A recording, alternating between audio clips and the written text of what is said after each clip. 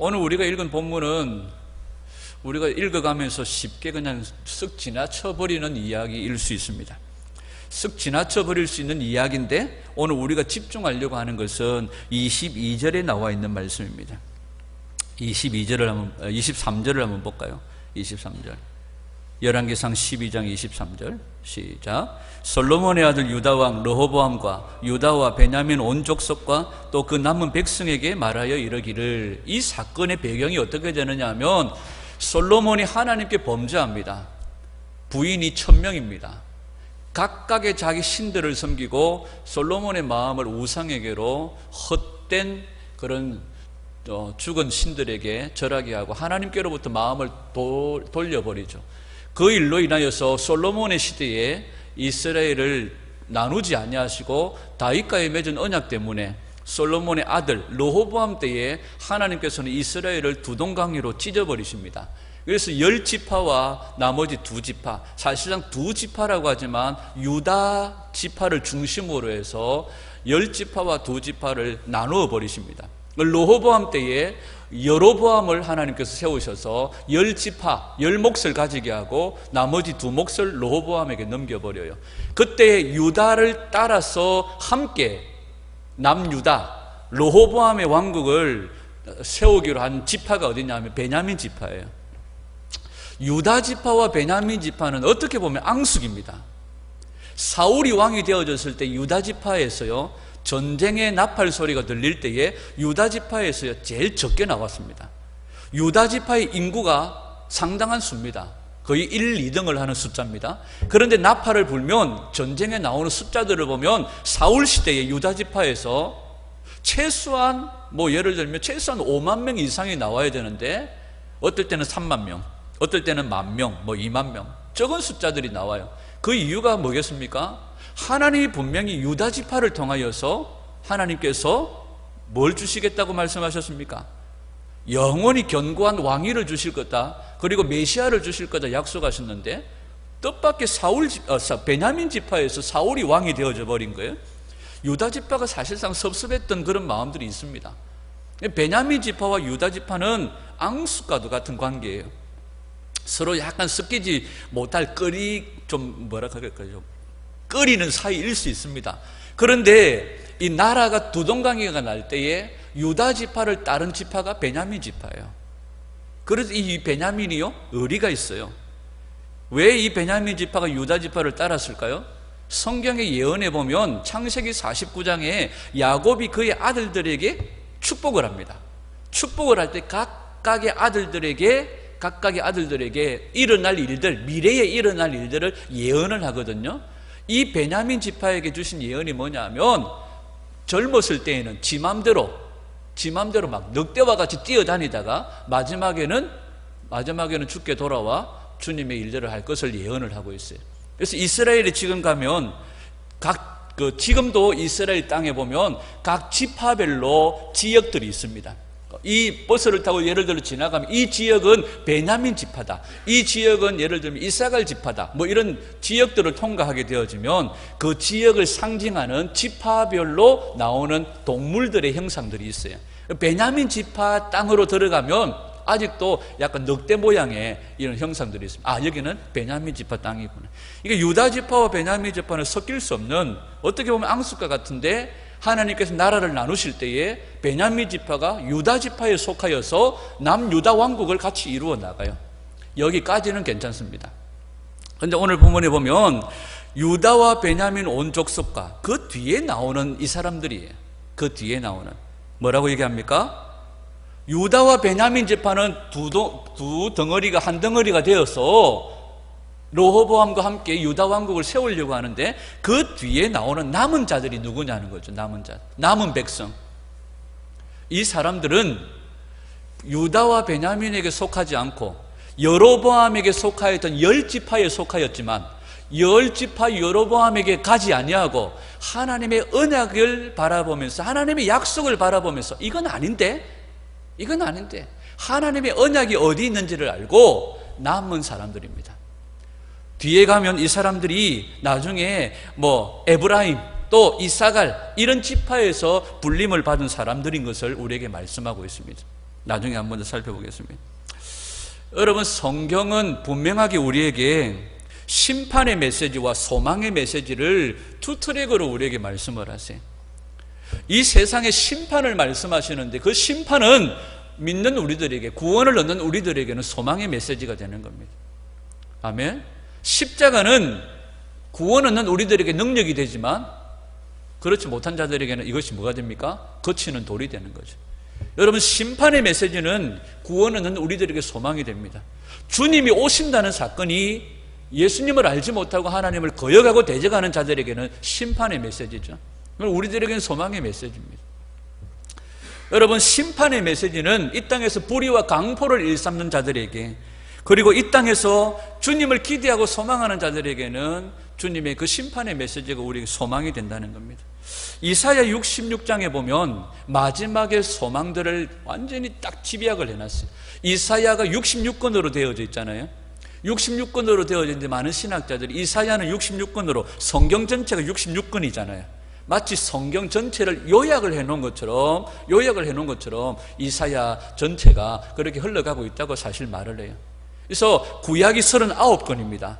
그래서 이사야 39장까지가 뭐 구약을 그대로 뭐 이렇게 표현했다, 이렇게 말할 수는 없지만 그래도 그 어떤 리듬들을 타고 있어요.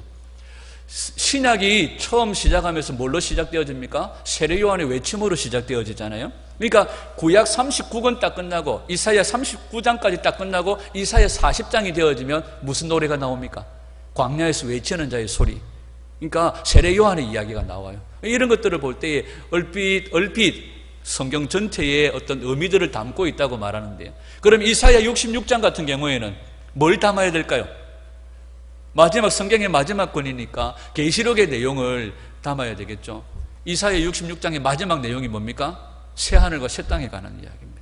새하늘과 새 땅에 관한 이야기를 하면서 이사야 66장 1절에서 4절까지 내용이 뭐냐면 이 마지막 때에 하나님의 사람들이 어떤 사람이 되어져야 될지를 말합니다. 그러면서 세 가지를 우리에게 요약합니다. 첫 번째, 마음이 가난하며, 두 번째, 통회하는 마음, 애통하는 자가 되라고 말씀하세요. 그리고 세 번째가 말씀 앞에 떠는 자가 되라고 말씀하십니다. 이사야 66장 1절을 한번 볼까요? 이사야 66장 1절.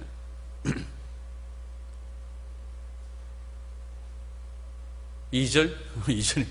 2절이래.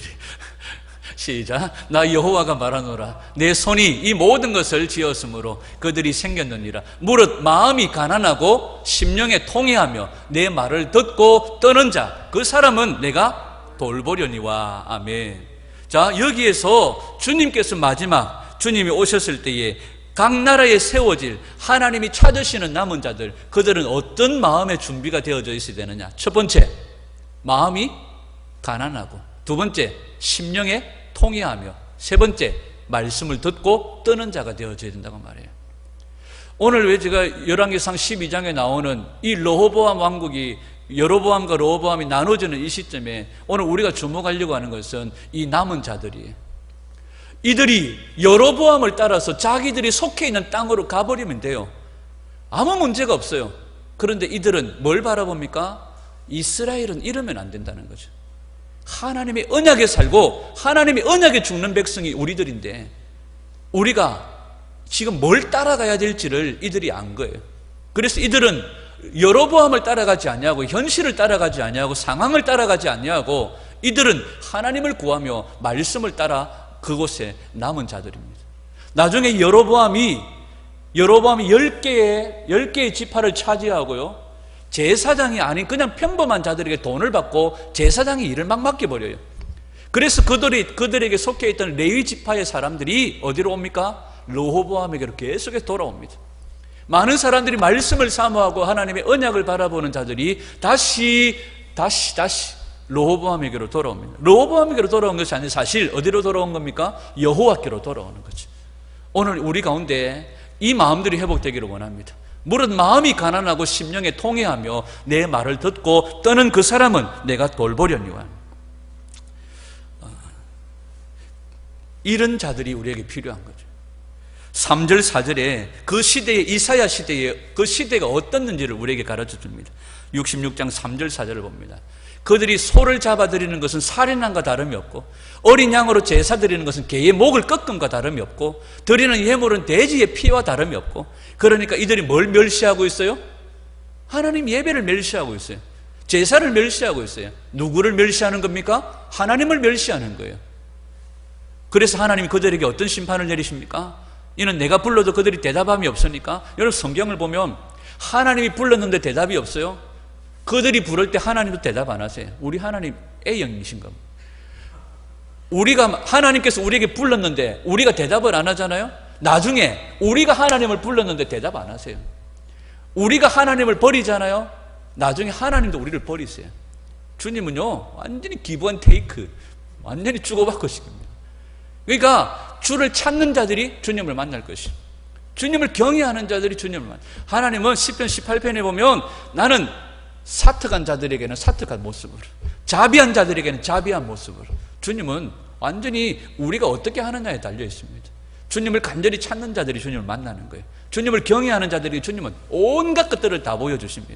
그러면서 주님이 이들이 기뻐하지 않는 예배를 드리고 제사를 드리고 자기 마음대로 사는 것에 대하여서 주님이 분노하시는 거예요. 마음의 중심이 없는 예배, 삶이 없는 예배를 드리면서 이들은 하나님을 사랑한다고, 하나님을 경외한다고, 거짓부렁의 삶을 살았다고 주님이 말씀하고 계시는 거죠. 그러면서 우리가 어떻게 살아야 할지를 미가서 6장 8절이 얘기합니다. 미가서 6장 8절 시작. 내가 무엇을 가지고 여호와 앞에 나아가며 높으신 하나님께 경배할까? 내가 번제물로 1년 된 송아지를 가지고 그 앞에 나아갈까? 여호와께서 천천의 순양이나 만만의 강물 같은 기름을 기뻐하실까? 내 허물을 위하여 내 마다들을 내 영혼의 죄로 말미암아 내 몸에 열매를 드릴까? 사람아, 주께서 선한 것이 무엇임을 내게 보이셨나니 여호와께서 내게 구하시는 것은 오직 정의를 행하며 인자를 사랑하며 겸손하게 네 하나님과 함께 행하는 것이 아니냐. 우리에게 요구하시는 것이 이거예요. 오직 정의를 행하며 인자를 사랑하며 겸손하게 하나님과 함께 행하는 것이라고 말하는 거지. 여러분, 우리 안에 이런 마음들이 회복되기를 소원합니다. 겸손하게 우리 자신들의 실패를 인정하고 겸손하게 우리의 약함을 인정하고 하나님의 은혜를 붙드는 성경 말씀을 붙잡고 두렵고 떨리는 마음으로 순종하라고 우리에게 가르쳐 주시는 거죠. 오늘 이 르호보암에게로 남았던 이들은요, 자기들이 약함을 고백하며 말씀을 붙잡고 두려운 마음으로 하나님을 붙잡았던 그런 사람인 것을 보게 되어집니다. 여러분, 이사야가 말하고 있는 물은 마음이 가난하며 통회하는 마음, 그리고 말씀 앞에 떠는 마음. 여러분, 우리가 마태복음 5장 8절에도 보면 심령이 가난한 자는 복이 있다고 말씀하시죠. 이 가난하다고 하는 것이 뭘까요? 이 가난하다고 하는 이 심령이 가난하다 할 때에 이 가난하다고 하는 이 헬라어가 두 개의 단어가 있습니다. 두 개의 단어. 한 가지는 절대로 없어서는 안 될 것, 없어서는 안 될 것이 없어서 내 마음이 막 가난한 거예요. 뭐냐, 반드시 있어야 할 것, 반드시 없어서는 안 될 것이 내게 없음으로 말미암아 가난한 상태. 우리에게 반드시 없어서는 안 될 것이 뭡니까? 반드시 있어야 될 게 뭡니까? 말씀이고 생명이고 진리입니다. 아멘. 또 한 가지 단어는 그냥 일상생활 속에서 예를 들어 컵이 필요하다. 근데 이 컵이 없어요. 불편 안 해요. 이것을 말할 때 쓰는 단어가 또 가난하다는 단어가 있습니다. 그러니까 앞에서 절대적으로 없어서는 안 될 것, 절대적으로 있어야 될 것이 없어서 내게 가난한 상태를 얘기할 때 푸토코스라는 단어를 써요. 그런데 일상생활 속에서 내가 필요한 것이 없는 상태, 뭐 없어도 별로 크게 어려움이 없는 상태를 얘기할 때 우리는 페네스라는 단어를 씁니다. 그러니까 심령이 가난하다 할 때는 뭡니까? 우리에게 반드시 있어야 될 것, 없어서는 안 될 것이 없어서 곤고한 상태. 자, 이 상태를 가난한 상태입니다. 이런 상태니까 내 마음이 어떨까요? 통회하는 마음이 생기겠죠. 애통하는 마음이 생기겠죠. 내게 없어서는 안 될 것이 뭡니까? 생명이요 진리요 말씀이라는 거죠. 그러니까 그 말씀 앞에 내가 떠는 겁니다. 여러분, 진리의 말씀이 없어서, 생명의 말씀이 없어서 죽은 자들, 그 진리의 말씀이 없어서 가난한 자들, 이들에 대하여서 주님이 말씀하고 있는 거죠. 시편 42편 1절 말씀. 사슴이 시냇물을 찾기에 갈급한 같이 내 영혼이 주님을 찾기에 갈급하나이다. 이것이 바로 가난한 상태입니다. 심령이 가난한 상태. 말씀이 없어서, 진리가 없어서, 생명이 없어서. 갈급한 상태. 여러분 말씀이 없어서 갈급한 상태, 오늘 우리 안에 그런 마음들이 회복되기를 원합니다. 진리가 없어서 갈급한 상태, 그런 가난함들이 우리 가운데 있기를 원합니다. 여러분, 우리는 진리의 말씀에 목말라 하는 가난함이 있습니까? 아니면 일상생활 속에서 내가 없어도 되는, 돈이 없어가지고 막 가난해가지고 막 목말라 하지만 내게 진리의 말씀이 없어서 가난한 그런 목말라함이 있습니까? 여러분, 우리가 생활 속에 필요한 것이 없어서 목말라하고 가난한, 그것을 가지기 위해서 애쓰고 수고하고 막 사람까지 밟아가면서 오르려고 하는 그런 가난함은 가지고 있으면서 내게 정말로 없어서는 안 될 진리, 생명, 말씀, 그것에 대하여서 목말라는 자들이 없다는 거지. 요한복음 7장 37절에 38절입니다. 시작. 명절 끝날 곧 큰 날에 예수께서 서서 외쳐 이르시되 누구든지 목마르거든 내게로 와서 마시라. 나를 믿는 자는 성경의 이름과 같이 그 배에서 생수의 강이 흘러나오리라 하시니. 아멘. 이게 뭡니까? 생명의 말씀이 되시는 예수님께서 우리 가운데 오시면 그를 믿는 자는 그 배에서 뭐가 흘러넘쳐요? 진리의 영이신 성령님으로 충만하게 될 것이라고 말씀하세요. 성령님이 우리 가운데 오시면 뭘로 흘러넘치게 하세요? 진리의 말씀으로 흘러넘치게 하신다는 거죠. 그래서 생수이신 진리이신 예수님을 믿는 자들은 진리로 가득하게 되어집니다. 진리의 성령님이 우리 안에서 말씀으로 가득하게 하시는 줄 믿습니다. 그러니까 다시 말하면 성도가 뭡니까? 심령이 가난한 자예요. 무엇이 가난한 자입니까? 말씀이 없어, 진리가 없어 목말라는 자들이에요. 그래서 내 말은 없어지고 내 안에 비진리는 죽어지고 진리이신 예수 그리스도가 내 안에서 흘러나오는 자예요. 예수님을 믿는 자는 성경에서 뭐라고 얘기합니까? 온유한 자라고 말해요. 여러분, 성경에 온유한 자가 있습니다. 누가 있습니까? 민수기 12장에 보면 모세를 향하여 뭐라고 얘기해요? 지면에서 그의 온유함이 가장 승하더라 이렇게 말합니다. 모세는 지면의 모든 사람보다 온유함이 더하더라 이렇게 말해요. 여러분, 모세가 온유한 사람입니까? 얼마나 성질이 많은지 몰라요. 유대인들 자체가요 개파갑니다. 비행기 안에서 싸우는 사람들, 유대인들이 성질 부리고요, 짜증 부리고요, 어찌 개파간지 몰라요. 모세요, 유대인입니다. 성경을 보세요. 모세가 온유한 자입니까? 자기 동족 친다고요 애굽 사람 쳐 죽여버립니다. 그냥 죽여도 시원찮이 아는 거죠. 쳐 죽여버립니다. 광야에서 보십시오. 이스라엘 백성들 불평하고 원망한다고요 자기 성질을 못 이기 가지고요 반석을 쳐봅니다. 주로 그냥 모세는 쳐봅니다. 그냥 모세가 온유하다고요? 성질이 개파갑니다. 그런데 왜 성경은 모세를 온유하다고 말할까요? 모세를 온유하다고 말하는 이유가 뭘까요? 바로 비진리, 자기 안에 내 말은 죽고 말씀 없이는 살 수 없는, 진리 없이는 살 수 없는 목마름을 가진 자입니다. 그래서 성경은 모세를 향하여 얘기할 때 모세는 하나님께서 내리신 명령을 다 준행하였고 여호수아는 모세의 명령을 다 준행하였고, 이게 리듬처럼 나와요. 모세는 하나님 말씀 없이는 내가 살 수 없습니다 하는 목마름이 있는 자였습니다. 비록 성질은 못됐어도. 여러분, 우리도 소망이 있는 거죠. 우리도 소망이 있는 거죠. 비록 우리 성질이 못됐어도. 저는 성질이 온유하다고 생각했거든요. 저는요 아주 막 때려도 그냥 다 맞아줍니다. 저 온유합니다. 그런데 제가 온유하지 못하다는 것을 깨닫게 되어진 것이 언제겠습니까? 결혼하고 나니까 저희 집사람이 저보고 전혀 온유하지 않다. 다른 사람들 앞에서 허 이러면서 집에서만 성질을 개떡같이 부린다고 막 저보고 맨날 얘기를 해요. 그래서 처음에는 그걸 거부했습니다. 부정했습니다. 근데 지나고 나니까 진리의 말씀이 내 안에 후레쉬처럼 조명을 하니까 그렇더라고요.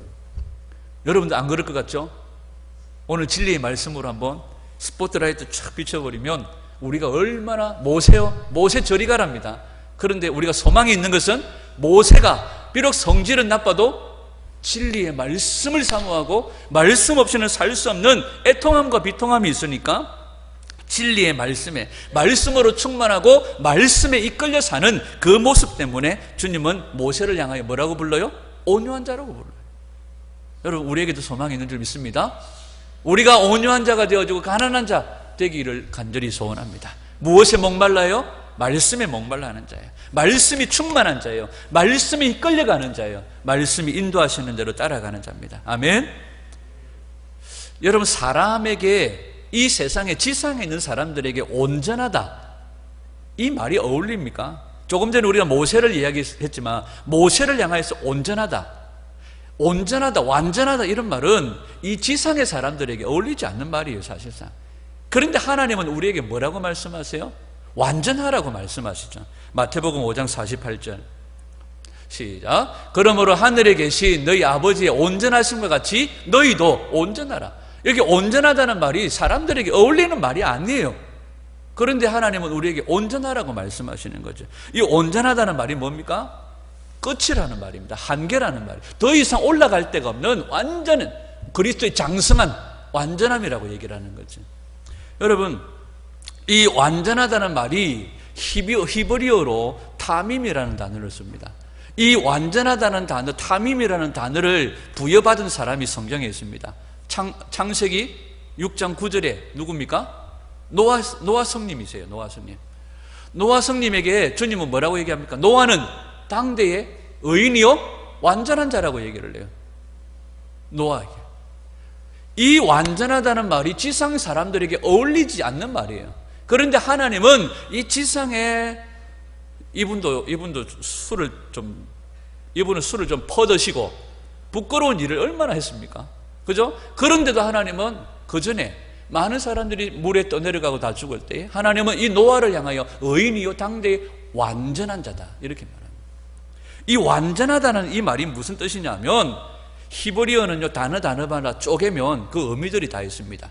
이 타밈이라는 단어를 다 짜게 가지고 파자를 하면 무슨 뜻을 가지고 있느냐면 완성된 말씀이라는 뜻이 있어요.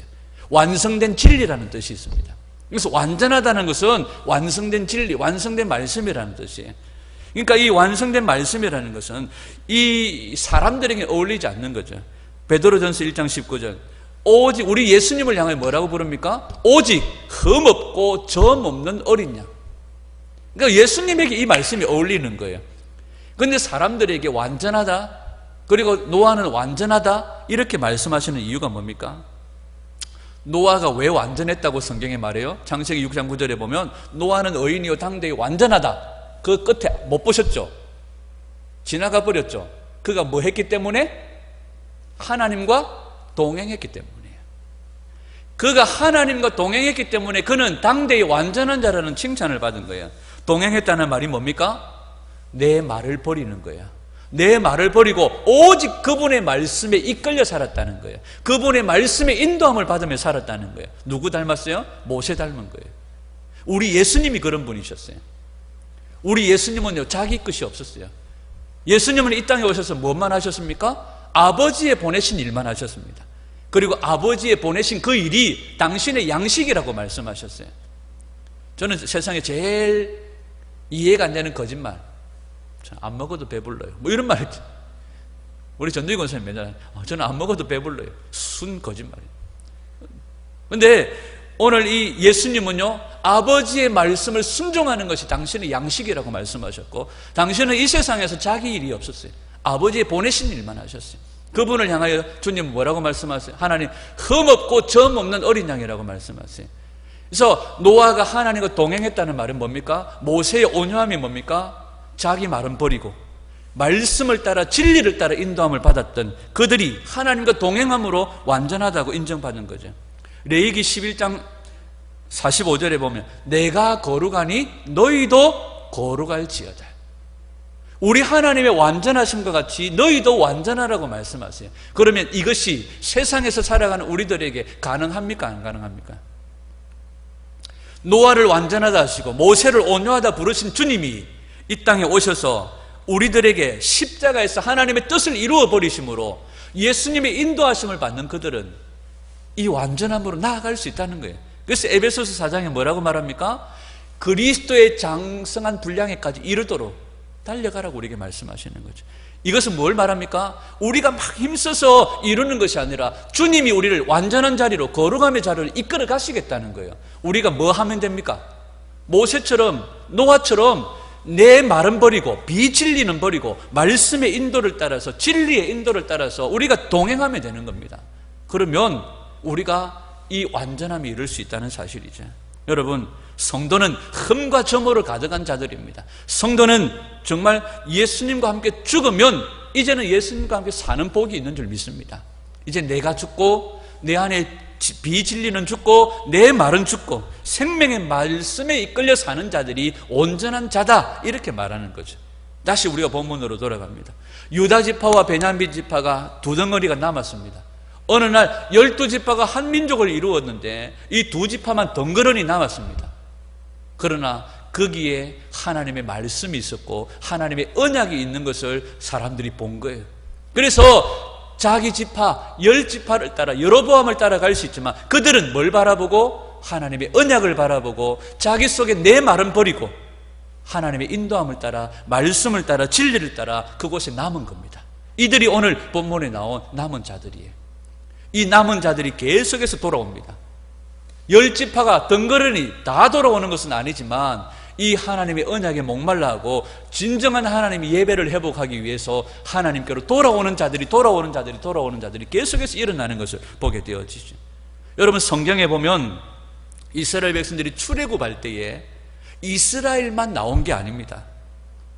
이스라엘만 나온 게 아니에요. 하나님께서 애굽 땅에 10가지 재앙을 내리시는 것을 보고 엄마야, 하나님 살아계신갑다 해가지고 이스라엘이 출애굽할 때에 야야야야 짐 챙기라, 우리는 하나님 따라간다 하고 따라 나온 사람들이 있어요. 그 가운데 대표적인 사람이 누굽니까? 누구죠? 그나스 사람 갈렙입니다. 갈렙은 원래 이스라엘 사람이 아닙니다. 갈렙을 소개할 때 그나스 사람이라고 얘기해요. 그나스가 어디입니까? 이방민족입니다. 그런데 하나님께서 애굽 땅에 10가지 재앙을 내리시고 그의 백성들을 구출하시는 것을 보면서 아마도 갈렙의 아버지가 하나님을 향한 신앙이 생겼던 것 같아요. 그래서 보따리 챙겨가지고 따라 나선 거예요. 나중에 이 갈렙이 어느 지파에 속합니까? 유다 지파에 속해요. 유다 지파의 땅을 분배할 때에 갈렙이 책임자였습니다. 하나님께서 다 광야에서 죽게 했지만 갈렙만큼은 가나안 땅으로 들이셨어요. 그리고 또 누가 따라 나옵니까? 성경에 이스라엘 백성들이 출애굽할 때 또 따라 나온 사람들이 있습니다. 성경은 이렇게 얘기합니다. 수많은 잡족들이 따라 나왔더라. 근데 이 잡족들은요, 이름처럼 잡족 역할을 해요. 가는 곳마다 불평을 하면서 사람들의 마음을 이간하고 분열하고, 하나님이 행하신 일을 보고 놀래서 따라 나오기는 나왔는데 그 습성을 못 버리고 가는 곳마다 잡족의 역할들을 합니다. 그래서 불평하고 원망하고 좀 있으면 뒤에서 모세를 죽여라 해서 애굽으로 돌아가자, 이런 역할을 했던 사람들이 수많은 잡족들입니다. 여러분, 계속적으로 하나님 말씀 앞에 떠는 자들이 돌아와요. 오늘 우리 안에 이 모세와 같은, 노아와 같은 온전함으로 주님을 따르는, 말씀과 진리를 따르는 그 말씀에 목말라하는 자들이 되는 은혜가 있기를 간절히 소원합니다. 하나님을 결국 두려워하는 거예요. 여러분, 엘리에게는 두 아들이 있습니다. 이름이 홈리와 비누아스입니다. 이들이 뭘 멸시를 해요? 제사를 멸시해요. 제사를 멸시한다는 것은 뭘 멸시하는 겁니까? 하나님을 멸시하는 거예요. 그들 속에 뭐가 없기 때문에? 진리가 없기 때문에, 말씀이 없기 때문에 자기 말로만 가득 찬 거예요. 생고기만 좋아하는 거예요. 양념도 있는 생고기만 좋아. 그래서 제사 드리기 전에 갈고리를 찔러가지고 좋은 거 다 가져갑니다. 하나님 제사를 멸시하는 거죠. 여러분, 창세기 16장 2절에 보면 아브라함이 사라의 말을 듣고 누구를 자기의 첩으로 취합니까? 하갈을 첩으로 취해요. 성경의 창세기 16장 2절에 보면 이렇게 얘기합니다. 사레가 아브라함에게 이르되, 이르되 하는 이 말이 아마르라는 단어를 썼어요. 근데 이게 명령형입니다. 명령형. 사레가 부인입니다. 성경적으로요, 하나님은 가정에 남편에게 주권을 주셨어요. 여러 부인님들, 남편이 하는 게 마음에 안 들 때가 수두룩 빽빽합니다. 여자들이 가지고 있는 촉감, 여자들이 가지고 있는 직감, 여자들이 가지고 있는 예민함 우수합니다. 남자들요, 바보 같아요. 무디고 눈앞에 갖다 놔도 잘 못 볼 때가 사실 있습니다. 남자들보다 여자들이 뛰어난 예민함들이 사실 있습니다. 그러나 중요한 것은요, 하나님께서 가정의 주권을 누구에게 주셨습니까? 남편에게 주셨어요. 그런데 사레가 아브라함의 주권을 멸시하고 사레가 아브라함에게 뭐 해요? 사레가 아브라함에게 이르다는 말이 무슨 말입니까? 아마르, 명령행입니다. 사례가 아브라함에게 명령하는 거예요. 주권이 바뀌어버린 거예요. 그 결과 무슨 일이 일어납니까? 아브라함이 사례의 말을 뭐하니라? 들으니라. 명령하시니까. 부인님이 명령하시니까 들어야죠. 우리도 요새 잘 들으려고 노력합니다. 그런데 분명하게 기억하십시오. 남편에게 주권이 있습니다. 이것이 무시되어지면 엄청나게 힘든 일들이 생깁니다. 남편들은 주권을 회복하셔야 돼요. 오늘 이걸 얘기하려고 하는 건 아니지만, 여러분, 아브라함이 이 주권이 뒤바뀌어 버림으로 사례의 명령을 듣고요, 사례의 말을 듣습니다. 아브라함이 사례의 말을 들으니라. 샤마, 명령행입니다. 여러분, 이 결과 어떤 일이 일어납니까? 하갈을 취하게 되어지고 이스마엘, 지금도요 아랍과 중동, 이스라엘, 유대인들 간에 피비린내가 나는 고통들이 있습니다. 창세기 3장 17절, 창세기 3장 17절에 보면 아담이 누구의 말을 들어요? 아담에게 이르시되 네가 네 아내의 말을 듣고, 주권을 똑바로 하셔야 됩니다. 여러분, 아담이 아내 하와의 말을 듣고 하나님이 먹지 말라 한 선악과의 열매를 먹어버려요. 여러분, 아담도 그렇고요, 아브라함도 그렇고요, 부부는 서로가 뭡니까? 에제르 크네그도, 돕는 배필입니다. 아내가 남편이 하는 것이 마음에 안 들 때가 있어요. 남편이 신앙적으로, 영적으로, 육적으로, 경제적으로 모든 것이 마음에 안 들 때가 있어요. 그러나 하나님은 남편에게 주권을 주셨어요. 그걸 인정하셔야 됩니다. 남편이 하는 것이 마음에 안 들 때에는요, 우리가 뭘 발휘해야 됩니까? 에제르 크네그도, 돕는 배필로서 충고하고 견책할 수는 있지만 명령하면 안 돼요. 남편들도요, 주권을 회복하시고 들어야 될 말을 제대로 들어야 됩니다. 이 아담과 아브라함이 하나님의 음성에 귀를 기울이지 못하고 사람의 말에 들어버린 거예요. 왜? 주권을 내어줘 버린 거예요. 사사기에 보면, 사사기입니까? 여러분, 여로보암이, 여로보암이요, 하나님의 제단을 멸시하고 베델에다가 금송아지를 세워버립니다. 금송아지를 세우고 거기에 제사를 드릴 때 하나님께서 무명의 선지자를 보냅니다. 무명의 선지자를 보내면서 이렇게 얘기합니다. 너는 직진이다. 갔던 길을 되돌아오지 말고, 뒤로 돌이키지 말고 갔던 길을 그대로 통과해서 심판의 메시지만 전하고 그 길을 가라고 말하고, 가는 동안 아무것도 먹지 말라고 얘기합니다. 물도 마시지 말고 음식도 먹지 말라고 얘기합니다. 그래서 이 무명의 선지자가 하나님 명령을 듣고 여로보암에게 가서 하나님의 제사를 멸시하고 베델의 금송아지를 세운 여로보암에게 심판의 메시지를 전하고, 그때의 여로보암이 제사를 드리다가 저놈 잡아라 했는데 손이 굳어버렸어요. 이런 역사를 일으키고 무명의 용사가 그 베델을 떠납니다. 떠나다가 이제 좀 쉬고 앉아 있는데, 어느 늙은 선지자가 자기 아들들의 말을 듣고 하나님 보내신 선지자하고 나귀를 타고 따라가서 그 선지자를 만나요. 그리고 뭐라고 얘기합니까? 하나님이 나를 보내셨다. 니를 데려다가 우리 집에서 잘 대접을 하고 잘 먹이라 하더라. 아니다, 나는 하나님이 먹지도 말고 이 일이 끝날 때까지 먹지도 말고 마시지도 말고 왔던 길로 돌아가지 말고 직진해서 가라 했다. 아니다, 나도 선지자다. 하나님이 나를 보내서 왔다. 니를 잘 먹이라 하더라. 그래? 안 그래도 배가 막 고픈데? 그럼 가지 뭐 해서 이 무명의 선지자가 그 베델에 있던 늙은 선지자를 따라가서 그곳에서 먹고 잘 대접을 받습니다. 그랬더니 갑자기 이 늙은 선지자가, 거짓말하는 이 선지자가 갑자기 하나님의 계시를 받아가지고 왜 네가 먹지 말라 했는데 먹노? 이러면서 막 사건이 벌어지죠. 그때 이 무명의 선지자가 하나님의 음성을 멸시한 결과 길에서 사자에게 찢겨 죽습니다. 여러분, 우리가 누구의 음성을 들어야 될지를 분명하게 해야 됩니다. 하나님의 음성을 소중하게 여기는 자가 되어야 됩니다. 여러분, 성도는요, 하나님의 말씀을 바르게 들어야 됩니다. 오늘 이 시대에요, 우리에게 베레아 성도들의 심령이 필요해요. 여러분, 목사도 실수할 수 있습니다. 오늘날 쏟아져 나오는 모든 말들이 우리의 마음을 더 헷갈릴 때가 있습니다. 그럴수록 우리가 더 집중해야 될 때 말씀입니다. 진리입니다. 생명의 말씀으로 들어가야지. 여러분, 성도가요, 요한계시록 1장 3절에 뭐라고 얘기합니까? 이 예언의 말씀을 읽는 자와 듣는 자, 그거 가운데 기록된 것을 지키는 자가 복이 있다. 그러면서 항상 우리 여기까지만 외웁니다. 그 뒤에 나오는 말씀이 뭐예요? 1장 3절, 이 예언의 말씀을 읽는 자와 듣는 자와 그 가운데 기록된 것을 지키는 자가 복이 있다 하시고, 그 뒤에 끄트머리 후렴 부분에 뭐라고 나와 있을까요? 여기까지만 읽었죠. 때가 가까움이라 이렇게 말씀하세요. 때가 가깝다는 거예요.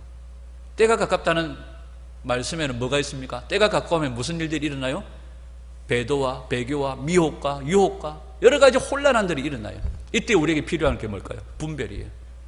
말씀은 뭘로 분별되어집니까? 말씀으로 분별되어집니다.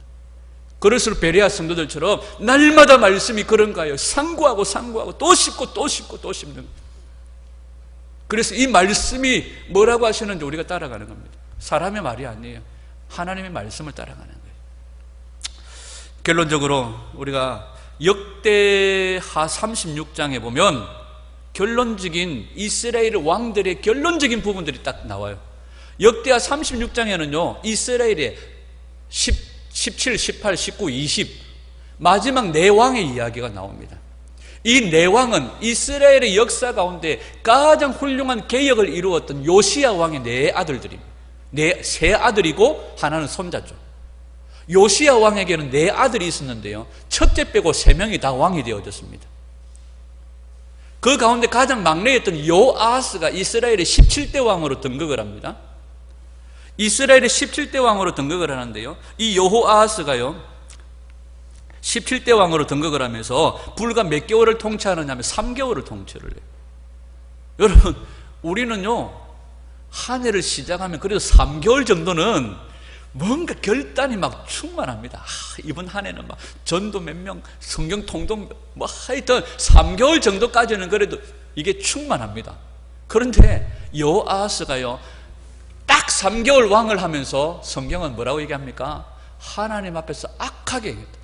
야, 그 3개월 올라가서 옷 입고 보좌 앉고 신하들 뭐 좀 파악하고 이러는 시간도 불과 부족한데 그 3개월 동안 하나님 앞에서 악하게 행했다고 얘기를 해요. 여호아스의 이름의 뜻이 뭔지 아십니까? 여호와께서 뭐 지키신단가? 그런 뜻입니다. 두 번째로 이스라엘의 18대 왕이 누구냐면 이 요시야 왕의 손자입니다. 엘리야김입니다. 엘리야김. 하나님께서 회복하신다. 회복의 하나님이라는 이름을 가지고 있어요. 그런데 이 엘리야김을요 애굽의 바로 왕이 잡아다가 이름을 바꿔버려요. 여호야김으로 바꿔버려요. 여호와께서 일으키실 거다 뭐 이런 뜻입니다. 그러니까 약간 조롱스킨 거죠.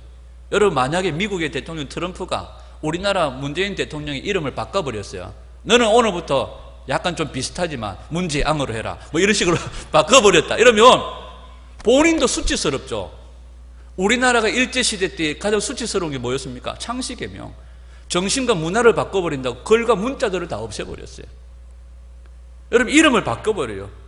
어느 날 임성훈이었는데 어느 날 이름이 바꿔버리고 나카무라 뭐 이렇게. 이건요 수치스럽고 부끄러운 일이에요. 그런데 엘리야김을 이름을 바꿔버렸어요. 여호야김으로 바꿔버렸어요. 이건 개인의 수치가 아니라 민족의 수치인 거죠. 하나님의 수치인 겁니다. 그릇쯤 되면 사람들이 어떻게 해야 될까요? 하나님, 네가 이런 수치를 당해야 되겠습니까? 하나님, 우리가 이런 수치를 당해야 되겠습니까? 하나님의 백성들이 이런 부끄러움을 당해서 되겠습니까? 하나님께 통곡하며 울어야 되지 않습니까? 그런데 엘리야김, 여호야김이 그렇지 않습니다. 여러분, 그가 11년을 다스리는데요 11년을 다스리는 동안 하나님을 기억하지 않습니다. 하나님께 오히려 분노만 삽니다. 여러분, 우리가 그렇게 얘기할 때가 있습니다. 힘들고 고통스러울 때에 우리가 하나님을 의뢰하지 않으면서 평안할 때 내가 하나님을 의지하겠다, 그건 말도 안 되는 얘기죠. 그 다음에 19대 왕으로 등극한 사람이 누구냐 하면 여호야긴입니다. 여호야긴은 요시야 왕의 손자였어요. 여호야긴을 소개하면서 성경은 이렇게 얘기합니다. 역대하 36장 9절에 보면 여호야긴이 왕이 오를 때 나이가 8세라. 얼마 동안 다스렸다? 석 달여를 동안. 우리가 이런 말 많이 쓰죠. 야, 내가 너 보고 싶어서 죽을 뻔했다. 석 달여를 동안 기다렸다. 이 말은 무슨 말이에요? 100일 동안. 이 여호야긴이요 100일 동안 다스렸습니다. 100일 동안 이 통치를 했는데요 100일 동안 뭐 했답니까? 여호와 보시기에 악을 행하였더라. 여러분, 사람은요, 우리 삶은요, 얼마를 사는 것이 중요하지 않습니다. 얼마를 길게 사느냐, 그게 중요한 거 아닙니다. 얼마를 살더라도 얼마만큼 우리가 하나님 앞에서 어떤 삶을 사는 것이 중요합니다. 석 달 열흘을 살든지 38년을 살든지 우리가 하나님 앞에서 말씀에 떠는 자로, 심령이 가난한 자로, 통회하는 자로, 말씀과 진리의 인도함을 받는 자로 사는 것이 중요합니다. 하루를 살아도 모세와 같이 노아와 같이 말씀 앞에 떠는 자들이 되기를 소원합니다. 말씀과 진리가 없어서 애통하는 자들이 되기를 소원합니다. 마지막 왕이 시드기야입니다. 시드기야는요, 특별한 사람이에요. 이스라엘의 마지막 20대 왕입니다. 남유다의 20대 왕, 마지막 왕입니다. 요시야의 아들입니다. 그런데 이 시드기야에게는요, 특별한 일들이 있어요. 여러분, 공부 못하는 아들에게 부모들이 뭘 붙여줘요? 과외 교사를 붙여줘요. 학원을 막 보내줘요. 공부 잘하는 놈들은 과외가 필요 없어요. 오늘 수업 시간에 들은 걸로 우리는 충분해요. 공부 잘하는 비결이 뭡니까? 저는 학교 수업 시간에 충실했어요. 교과서에 충실했어요. 이런 재수 없는 얘기들을 막 저는. 근데 시드기야는요, 과외 교사들이 막 붙어요. 왜 그렇습니까? 마지막 왕이기도 하지만 그만큼 이 시드기야가 하나님 말씀을 배반하고 지 맘대로 살기 때문이죠. 그 특별 과외 교사가 누굽니까? 예레미야입니다. 예레미야가 직접 직강으로, 저자직강으로, 그러면 안 됩니다, 바벨론에게 항복하세요, 이것이 하나님의 뜻입니다, 시끄럽다 막 가다쁘고 또 끄집어내가 묻고 계속해서 시드기야에게 하나님께서 예레미야를 붙여주셔서 계속해서 말씀하시는 거죠. 자, 역대하 36장 14절에서 16절입니다. 시작. 모든 제사장들의 우두머리들과 백성도 크게 범죄하여 이방 모든 가증한 일을 따라서 여호와께서 예루살렘에 거룩하게 두신 그의 전을 더럽게 하였으며 그 조상들의 하나님 여호와께서 그의 백성과 그 거하시는 곳을 아끼사 부지런히 그의 사신들을 그 백성에게 보내어 이르셨으나 그의 백성이 하나님의 사신들을 비웃고 그의 말씀을 멸시하며 그의 선지자들을 욕하여 여호와의 진노를 그의 백성에게 미치게 하여 회복할 수 없게 하였으므로 하나님께서 계속해서 그들에게 뭘 보내셨다고 말해요? 사신들, 선지자들을 보내셨다고 말해요. 예레미야만 있었던 것이 아닙니다. 여러분, 그 마지막 이스라엘 백성들이 마지막 시드기야 왕으로 마지막 끝나는 그 멸망 시점에 누구도 있었습니까? 다니엘도 있었습니다. 에스겔도 있었습니다. 하박국도 있었습니다. 스가랴도 있었습니다. 쟁쟁한 선지자들이 그때 다 투입된 거예요. 왜? 하나님께서 그만큼 겁박하셨던 거예요. 그래서 막 그의 사신들, 선지자들을 막 때리 보내신 거예요. 그런데도 그들이 뭐 했습니까? 하나님 말씀을 멸시했습니다. 예배를 멸시했습니다. 그들이 성전을 더럽게 했습니다. 성전을 더럽게 했다는 것은 무슨 말입니까? 그들이 하나님을 존중하지 않았다는 겁니다. 아멘? 만약에 누가 자꾸 우리 집 대문 앞에다가 막 똥물을 갖다 퍼붓고 막 우리 집 대문 예를 들어서 현관문에다가 막 이래와서 막 똥을 바른다든지 이렇게 얘기하면 아이고 이분들이 이 귀한 것을 저에게 갖다 주셨다 이렇게 생각하겠습니까? 도대체 어느 놈이 제가 이 사람들이 우리 집을 멸시하는구나 이렇게 하지 않잖아요. 이스라엘 백성들이 성전을 멸시했다는 이유는 뭡니까? 성전을 더럽혔다는 이유는 하나님을 존중하지 않았다는 겁니다. 그래서 하나님은 그들에게 에스겔을, 다니엘을, 스가랴, 막 예레미야, 온갖 선지자들, 스바냐, 하박국 막 집중해서 마지막까지 주님은 선지자들을 보냈지만 그들의 말씀도 멸시했다고 얘기합니다. 그들이 하나님의 말씀을 멸시한 결과 그들이 여러분 톡톡하게 70년 동안 하나님을 잃어버린 모든 결과 그들이 몸으로 그들은 이방 땅에서 고역을 하며 하나님 말씀을 떠올리게 되어지는 그런 고난의 시간들을 보내게 되어집니다. 여러분 오늘 우리가 이게 지나가 버릴 수 있는 이 말씀들을 보면서요, 오늘 우리가 성경에서 말씀을 중요하게 여기는 자들, 그들이 얼마나 하나님께 사랑받는 자들인지를 우리가 볼 수 있습니다. 이사야 선지자를 통해 우리에게 말씀하셨던 것처럼 오늘 이 시대의 마지막 때를 살아가는 우리들에게 주님이 요구하시는 것이 뭐냐? 내 안에 내 말은 죽고 비진리는 죽고 말씀이 충만한 자, 말씀으로 온전한 자, 말씀의 인도함을 받는 자, 진리의 인도함을 받는 자가 되라고 말씀하시는 거죠. 상황과 환경을 따라가는 것이 아닙니다. 사람 따라가는 것이 아닙니다. 다수결로 따라가는 것이 아닙니다. 열집하니까 나는 많은 쪽으로 가야지. 아니에요. 오늘 이 남은 자들처럼 말씀 따라가는 자들이에요. 하나님의 예배를 멸시하지 아니하고 하나님의 성전을 멸시하지 아니하고 이들이 하나님을 사랑함으로 하나님의 뜻을 이루어 드린 것처럼 오늘 우리 안에 비진리는 죽고 내 말은 죽고 오직 주님의 말씀으로 충만한 자가 되어지고 모세처럼 노아처럼 이 진리의 말씀에 이끌림을 받는 그런 믿음의 종들이 되셨어요. 나뿐만 아니라 나로 인하여서 많은 영혼들이 살아나고 이 생명의 말씀이 흘러감으로 듣는 자들이 살아나는 그런 놀라운 은혜가 저와 여러분들에게 있기를 간절히 소원합니다. 오늘 우리가 손톱만 꺼도 하나님의 말씀을 우리가 멸시하지 아니하고 그 말씀 앞에 떠는 자들이 되기를 소원하고 우리 안에 무릇 심령이 가난한 자, 마음이 가난한 자, 통회하는 마음들이 우리 안에 회복되어졌어. 이 말씀 앞에 오늘도 온전하게 세워지는 그리스도의 장성한 본향이까지 자라가는 저와 여러분들의 삶이 될 수 있기를 주님의 이름으로 축원합니다. 기도하겠습니다.